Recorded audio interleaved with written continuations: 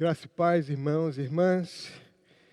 Uma alegria poder sempre compartilhar com vocês desse tempo junto aqui no Target. Muito bom, muito bom. João capítulo 16, os versículos de 5 a 11. Comunidade construindo com unidade.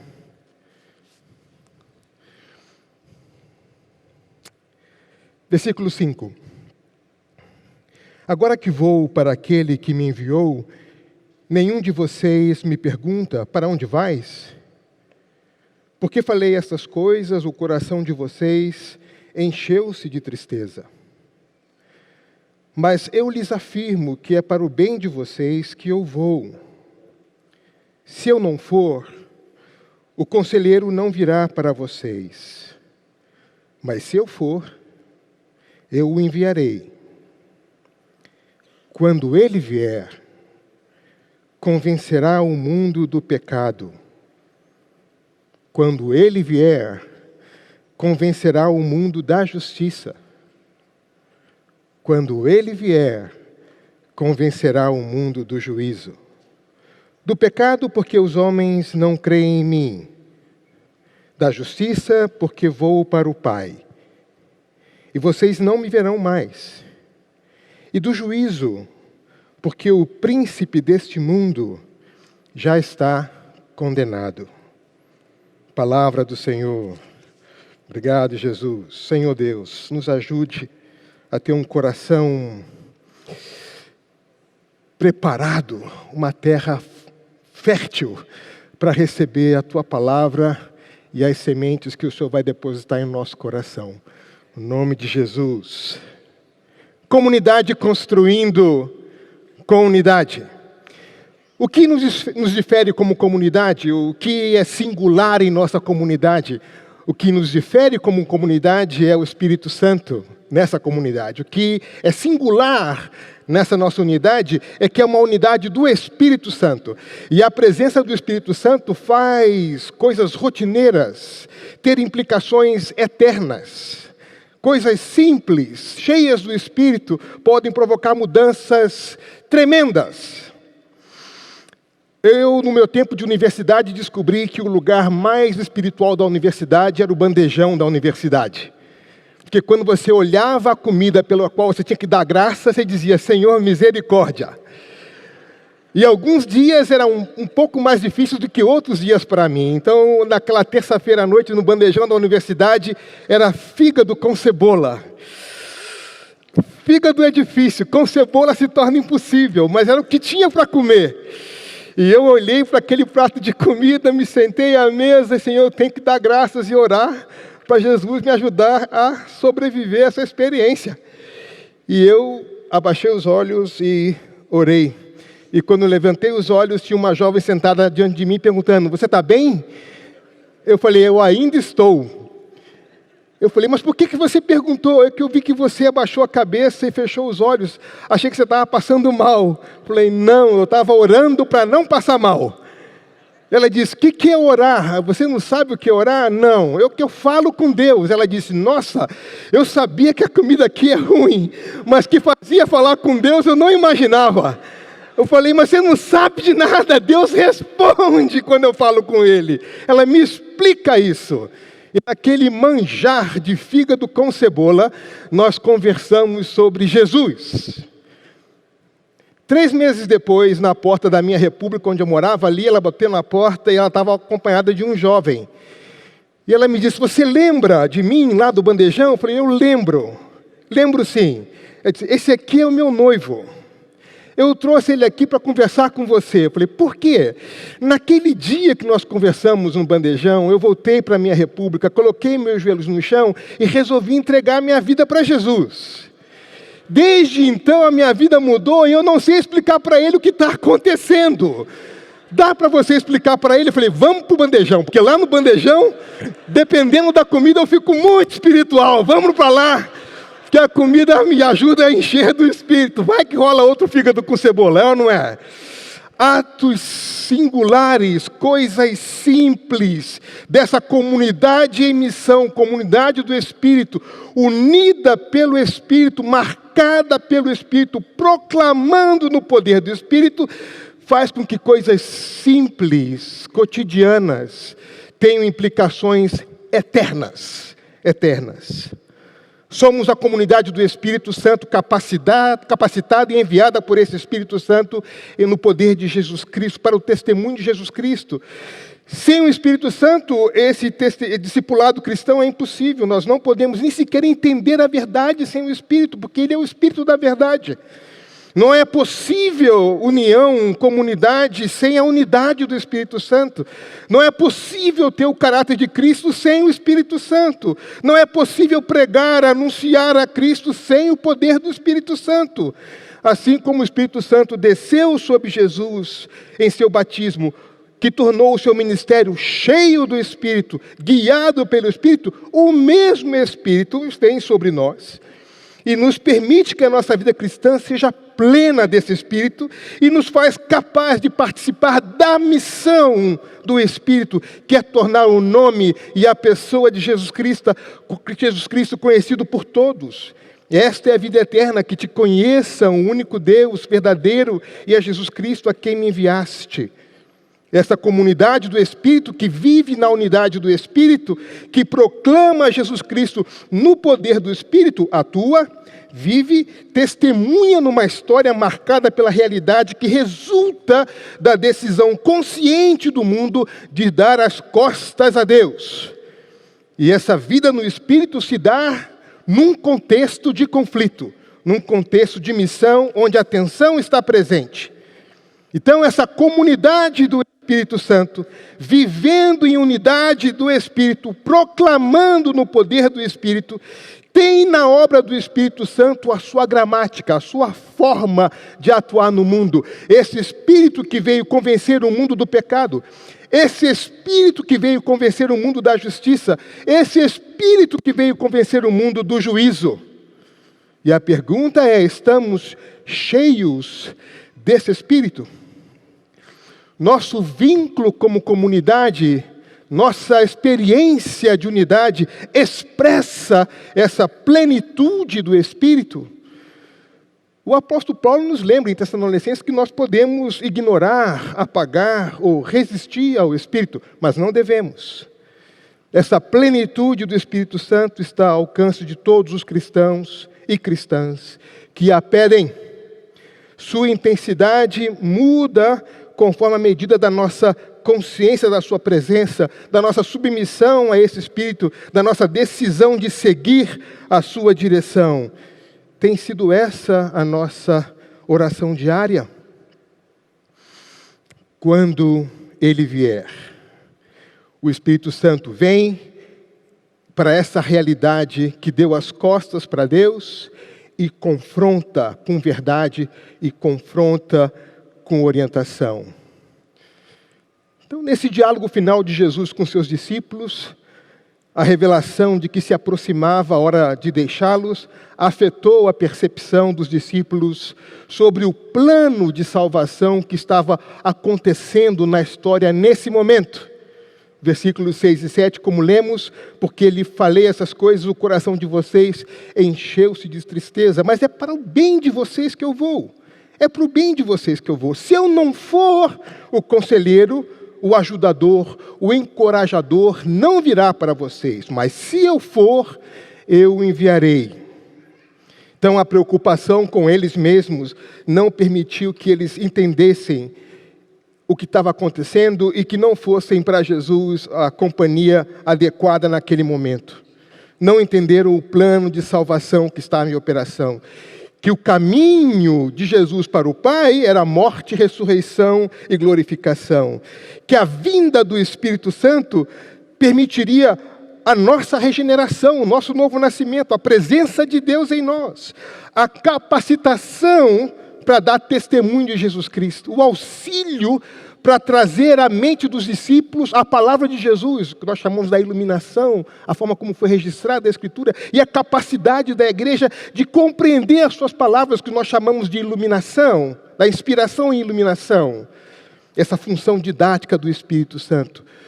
Mas o Conselheiro, o Espírito Santo, que o Pai enviará em meu nome, lhes ensinará todas as coisas e fará lembrar.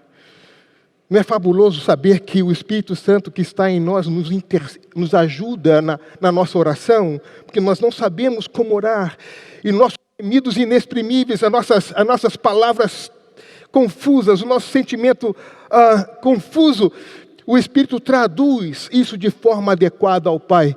É muito bom poder orar com essa confiança, de se aproximar em oração, sabendo que a minha dificuldade de comunicar é auxiliada pelo próprio Espírito de Deus, para que Deus entenda aquilo que o meu coração deseja expressar e me responda da forma como Ele quer responder. Que esse mesmo Espírito que me auxilia na oração produz a santificação na vida do crente, essa transformação contínua do caráter, esse aprender a andar no Espírito, os frutos do Espírito. Essa é a minha oração toda manhã. Senhor meu Pai, que hoje eu, na Tua presença, Te agrade. Jesus, que eu possa tomar a Tua cruz, ou tomar a minha cruz e segui-lo da forma como o Senhor quer. Espírito Santo, que no dia de hoje a plenitude dos teus dons, os frutos do Espírito flua na minha vida, nas situações de frustração, de tristeza, de conflito, que haja paz, alegria, bondade, paciência. E aí essa minha oração trinitária abre o meu dia, lembrando na presença de quem eu estou, lembrando da cruz que eu levo comigo e a da renúncia necessária, e contando com a cooperação do Espírito Santo para encher a minha vida dos seus frutos, para que eu possa viver a dimensão do dia a dia. Recursos espirituais para viver da forma como agrada a Deus nesse ambiente hostil. E nesse ambiente hostil, no qual somos chamados como comunidade a fazer missão, marcados pela unidade, nós somos chamados a ser maduros para discernir os riscos internos e riscos externos. Como é que se dá essa obra do Espírito no mundo hostil? Ele convence o mundo do pecado. O Espírito vai confrontar o senso comum, vai abalar as convicções estabelecidas, vai desagradar as mentes e as diferentes formas de conhecimento, chamando de pecado aquilo para o qual nós não temos condições de dar nome. Pecado não é uma categoria científica. O mundo chama no máximo de falha, mas o Espírito vem e diz, é pecado o problema. Coloca o dedo na ferida, faz com que nós reconheçamos a nossa culpa individual e a nossa culpa coletiva. Esse pecado está relacionado a essa decisão humana de dar as costas para Deus. Não crê em Cristo, não aceita os seus ensinos, recusa a mudança de vida proposta pelo Evangelho. Nós servimos a um outro rei, existe um outro reino, uma outra forma de viver. E o Espírito vem e convence o mundo do pecado, chamando de pecado aquilo que tem por nome pecado. E exige ousadia e confiança a uma igreja que chame de pecado o que é pecado. Esta percepção faz com que o Espírito nos mostre que ele vai desmascarar essa atitude humana de afirmar que eu sou inocente, o pecado é sempre o do próximo. O Espírito dá nome certo para o principal problema da história, o pecado individual e esse pecado coletivo. O Espírito vai convencer o mundo da justiça. Nós vivemos num mundo de perna para o ar. Quando nós oramos, Senhor, venha o teu reino, nós dizemos, Senhor, coloque esse mundo na ordem correta. Porque esse mundo está invertido, a lógica está invertida. Santifica o teu nome, venha o teu reino, coloque esse mundo na ordem, porque esse mundo está em desordem. Karl Barth disse que quando nós colocamos as nossas mãos juntas e oramos, nós começamos um motim na história. Na oração há uma inversão de prioridades, há uma súplica para que Deus coloque em ordem esse mundo que está em desordem. E Ele convence o mundo da justiça. Os fariseus guardavam o sábado e criticavam a Jesus por curar no sábado. Segundo os critérios da justiça dos líderes judeus, Jesus era um pecador. Eles estudavam as leis, mas Jesus diz: vocês estudam as leis, mas elas falam de mim, mas não querem vir a mim e ter vida. A justiça do mundo decidiu matar Jesus. Jesus esteve mostrando como era falho o sistema de justiça desse mundo. Agora Ele vai ao Pai, e essa função será transferida ao Espírito Santo, que continuará o ministério de Jesus, convencendo o mundo da justiça. E essa tarefa é compartilhada, essa comunidade em missão, unida no Espírito, movida pelo Espírito, empoderada por esse Espírito. Cristo vai continuar realizando no poder do Espírito a obra por meio da proclamação da igreja de Cristo. De Cristo. Convencerá o mundo da justiça, porque essa justiça que nós conhecemos nesse mundo está invertida. Ele vai colocar esse mundo na posição correta. Convencerá o mundo do juízo, porque o príncipe desse mundo já está condenado. E aqui temos um outro exemplo de uma perspectiva invertida da realidade. A realidade é mais grave. A opção por uma forma distinta de ver a realidade, onde não se leva a Deus em conta, tem implicações sérias. Por trás dessa perspectiva, há um engano de dimensão espiritual. Essa perspectiva é patrocinada pelo pai da mentira, que é a fonte de todo mau juízo, de todo falso juízo. Ele convencerá o mundo do juízo.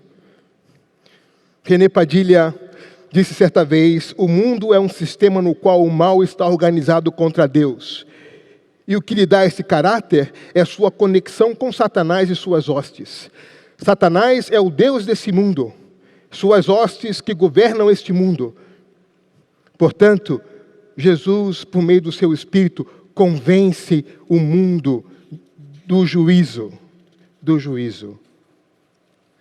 Batalhas de ontem, batalhas de hoje. O Espírito Santo convencerá o mundo do pecado, porque o pecado é um núcleo central do problema da história. Convencerá da justiça, porque há um outro modo de vida. Convencerá do juízo, porque esse projeto histórico tem consequências e consequências eternas. Então, esta ação do Espírito Santo, por meio da comunidade do Espírito, gera uma batalha espiritual que demanda uma vida cheia do Espírito, capaz de discernir os problemas fora e dentro. Atos 4:8 diz que Pedro, cheio do Espírito Santo. Atos 5, esse Pedro, cheio do Espírito Santo, discerne, no contexto da fé, que irmãos, trazendo uma oferta generosa na igreja, enquanto o povo dizia: olha que casal fofo, estão trazendo uma oferta generosa. E Pedro olha para Ananias e Safira e diz: por que vocês permitiram que Satanás enchesse o seu coração? É uma oferta aos pés dos apóstolos, movida por um coração cheio de Satanás. Só se discerne isso quando se está cheio do Espírito. Muitas vezes o mal vem com aparência de coisa boa. É uma oferta entregue aos pés dos apóstolos, com o coração cheio de Satanás. Como é que se discerne isso? Se não for pelo auxílio e a direção do Espírito Santo. Você não mentiu aos homens, mentiu a Deus. Precisamos estar cheios do Espírito Santo.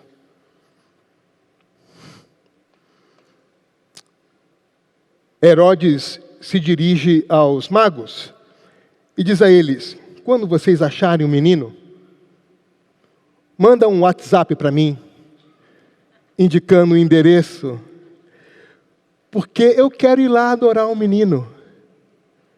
Herodes, toda vez que a igreja desassocia palavra, discurso de integridade de vida, a gente cai na cilada e acredita que Herodes, de fato, quer adorar o menino.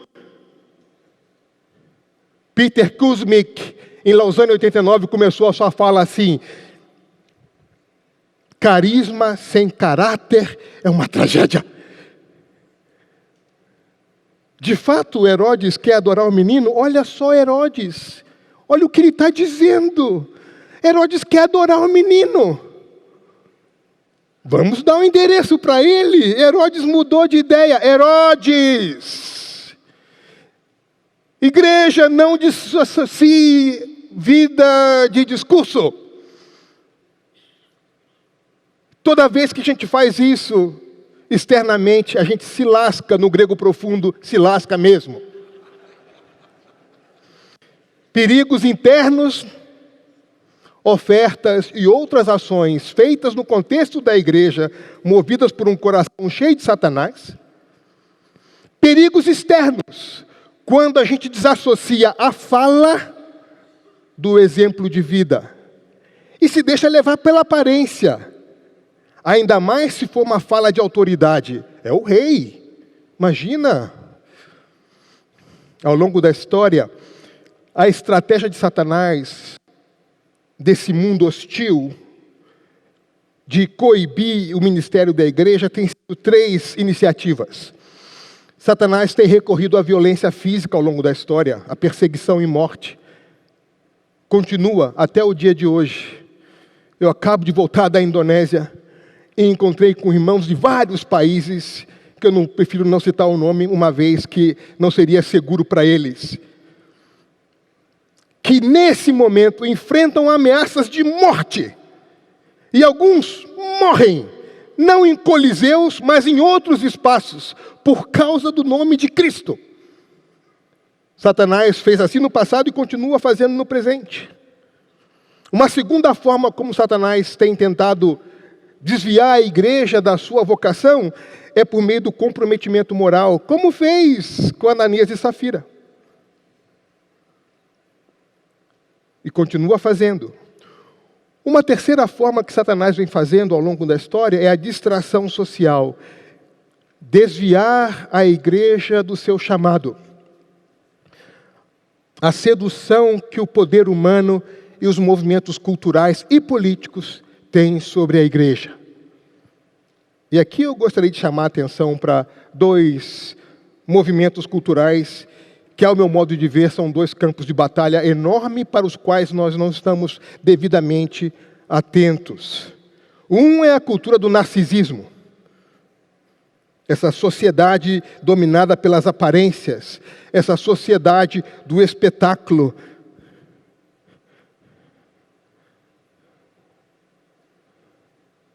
É impressionante a maneira como nós julgamos se um evento foi bom ou foi ruim. Na dificuldade de discernir a ação do Espírito, a gente vai pela quantidade de gente. Tinha muita gente, foi bom. É mesmo? É mesmo. Onde tiver 2 ou 3 mil em meu nome, ali estarei. É isso que diz o texto. Que sedução é essa da cultura do espetáculo sobre nós? Uma outra forma que tem devastado a nossa unidade e, portanto, afetado a saúde da nossa comunidade tem sido as redes sociais. Um livro que acabou de sair, eu recomendo a vocês, A Máquina do Caos. Como as redes sociais reprogramaram nossa mente e o nosso mundo. Max Fisher. Esse livro demonstra, com muitos dados e informações, como as redes sociais, antes de serem ferramentas que apenas refletem a natureza humana, de fato estimulam comportamentos extremistas, a disseminação de falsas notícias, moldam comportamentos extremistas, moldam comportamentos agressivos, deixando a sociedade à mercê de forças contrárias aos seus próprios interesses. Duas áreas importantes de conflito. O Espírito Santo veio convencer o mundo do pecado, da justiça e do juízo. Somos a comunidade do Espírito, unidas pelo Espírito, capacitadas pelo Espírito, para proclamar no poder do Espírito o nome de Jesus. O mesmo Espírito que vem convencer o mundo do pecado, que vem convencer o mundo do juízo e da justiça. Essa proclamação vai provocar tensão. Foi assim para Jesus? Será assim para a sua igreja.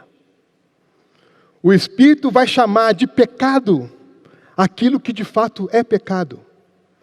O Espírito vai dizer ao mundo que o nosso padrão mundano de justiça é uma inversão da realidade.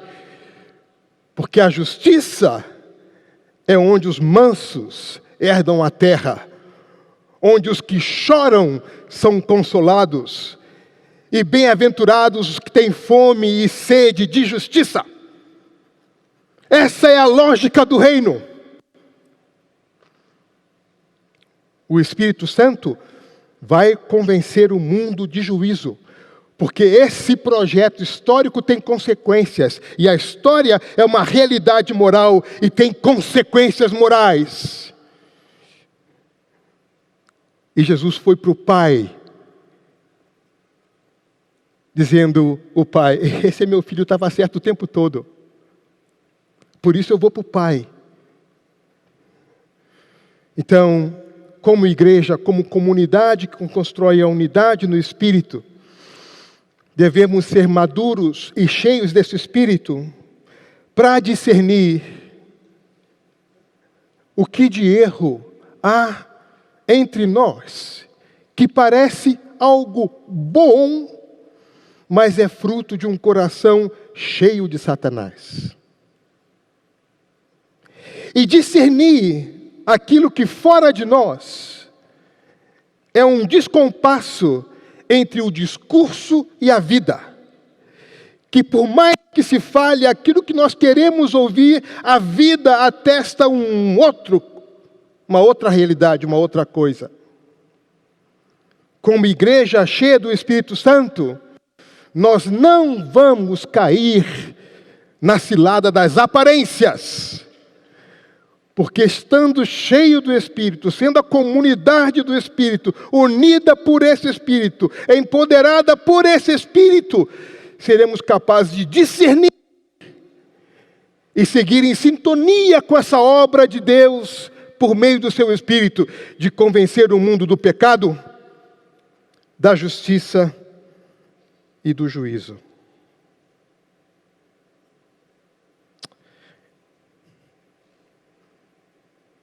Que seja assim, Senhor. Que seja assim. Amém.